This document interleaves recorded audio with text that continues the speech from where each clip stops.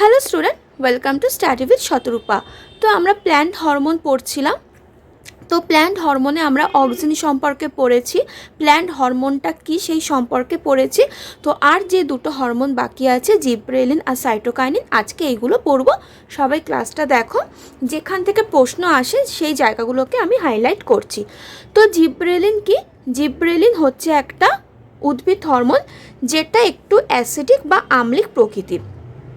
এটার কাজ কি? এটা বেসিক্যালি বীজের অঙ্কুরোদ্গম ঘটায়। তো তোমার জিব্বেরেলা ফুজিকুরোই নামটা বলছি। তো এই জিব্বেরেলা ফুজিকুরোই এটা হচ্ছে একটা ছত্রাক। তো এই ছত্রাক থেকে সর্বপ্রথম এই অ্যাসিডটার সন্ধান পাওয়া গেছিল, ঠিক আছে। তো এটা ধান গাছে ছিল, মানে ছত্রাকটা ধান গাছের আর কি, ঠিক আছে। তো এখান থেকে এই নামটা এসেছে। তো এর যে অ্যাসিডটা আছে সেটার নাম হচ্ছে তোমার জিব্বেরেলিক অ্যাসিড, জিব্বেরেলিক অ্যাসিড, ঠিক আছে। সংকেত হচ্ছে Ga3, বোঝা গেল। তো এর কাজ হচ্ছে, মেন কাজটা হচ্ছে অঙ্কুরোদ্গম ঘটানো, পাশাপাশি তোমার ফল উৎপাদন করা, ফুল উৎপাদন করা, উদ্ভিদের বৃদ্ধি ঘটানো, আর হচ্ছে ডোয়াকিউমকে প্রতিহত করা। তো এই হলো মোটামুটি জিব্রেলিন। এখান থেকে প্রশ্ন আসে, এটা কি? এটা হচ্ছে একটা উদ্ভিদ হরমোন, প্রকৃতিতে হচ্ছে অ্যাসিডিক।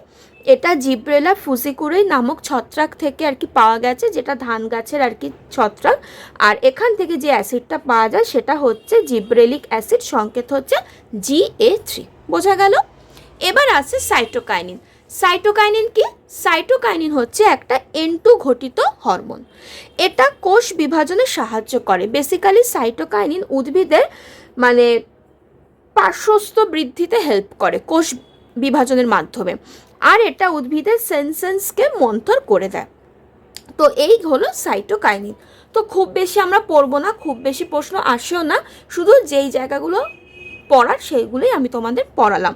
তো সাইটোকাইনিন হচ্ছে একটা নাইট্রোজেন ঘটিত হরমোন, যেটা কোষ বিভাজনে সাহায্য করে, উদ্ভিদের পার্শ্বীয় গঠনে বৃদ্ধিতে সাহায্য করে, আর এটা উদ্ভিদ অঙ্গের সেনেসেন্সকে মন্থর করে দেয়, বোঝা গেল। তো এই হলো উদ্ভিদ হরমোন, জিব্রেলিন আর সাইটোকাইনিন। আশা করি তোমাদেরকে বোঝাতে পেরেছি।